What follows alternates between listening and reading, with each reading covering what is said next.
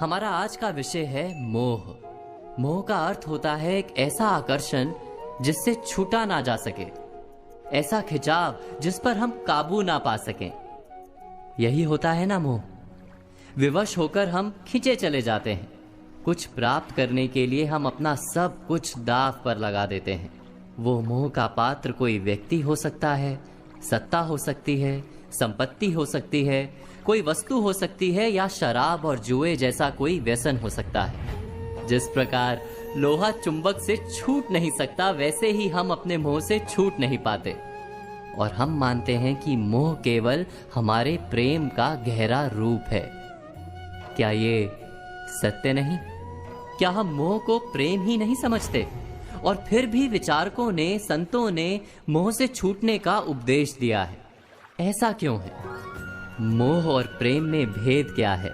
हम विचार कर रहे थे मोह के विषय में। हमें तो सदा ही हमारे मन का मोह प्रेम लगता है, किंतु गहराई से विचार करेंगे तो हम तुरंत ही जान पाएंगे कि प्रेम और मोह के बीच एक बुनियादी भेद है। प्रेम होता है तब हम किसी के सुख की इच्छा करते हैं। जब मोह होता है तब हम किसी के सुख की कामना करते हैं। बस इतना सोचने पर प्रेम और मोह का भेद तुरंत ही समझ में आ जाता है। किसी व्यक्ति के प्रति जब हमारे मन में प्रेम होता है तब हम उसे सुख देने का प्रयास करते हैं। उसके प्रति मोह होता है तब हम उसके माध्यम से स्वयं सुख प्राप्त करने का प्रयत्न करते हैं। क्या ये सत्य नहीं? प्रेम के केंद्र में हम नहीं होते, मोह के केंद्र में केवल हम होते हैं।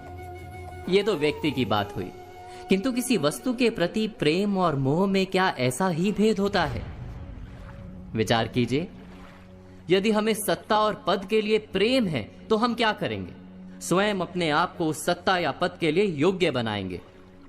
किंतु यदि मोह है तो हम उसे प्राप्त करने के लिए किसी भी प्रकार का अनुचित कार्य करने को तैयार हो जाएंगे।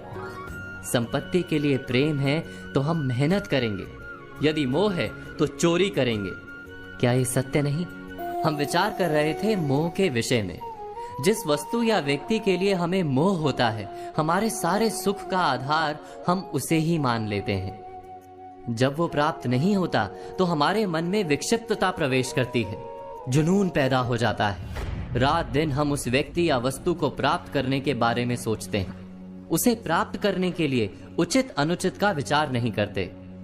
यही कारण है कि मोह से भरा व्यक्ति स्वयं को और समाज को हानि पहुंचाता है। तो क्या इस मोह से बचना इतना कठिन है? नहीं, मोह से छूटने का सरल सा उपाय है।